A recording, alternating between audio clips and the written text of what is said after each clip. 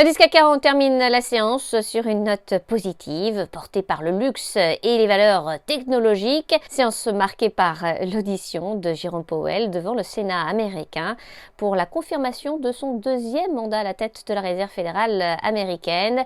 Parmi les valeurs qui se sont distinguées, on retrouve Technip FMC, le groupe parapétrolier, va procéder à la radiation volontaire de ses actions d'Euronext Paris à la suite de la scission partielle de Technip Energies et de la vente progressive des actions Technip Energies. La société s'est recentrée sur son métier de fournisseur de technologies et services dans le domaine des énergies traditionnelles et des énergies nouvelles.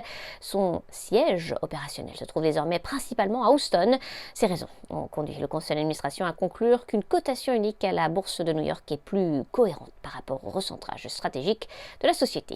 Veolia Environnement, le groupe de services aux collectivités, a décidé de dissocier les fonctions de président et de directeur général à compter du 1er juillet 2022. Les administrateurs proposeront de maintenir Antoine Frérot à la présidence du conseil d'administration de Veolia, tandis qu'Estelle Braglianoff deviendra directrice générale. Elle est actuellement directrice générale adjointe chargée des opérations au sein du groupe.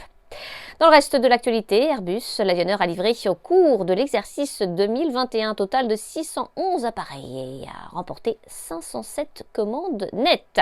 Alstom, le groupe industriel, a de son côté signé un contrat cadre avec Norsk Tog pour fournir un total de 200 trains régionaux Coradia Nordic, évalué à plus d'1,8 milliard d'euros. Ce contrat constitue le plus important contrat ferroviaire de l'histoire norvégienne. Le montant de la première commande ferme de 30 trains s'élève à 380 millions d'euros.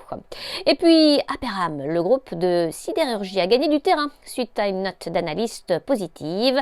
À New York, Sabrina Cagliosi pour Trading Central. Je vous souhaite une très belle fin de journée à tous. À demain.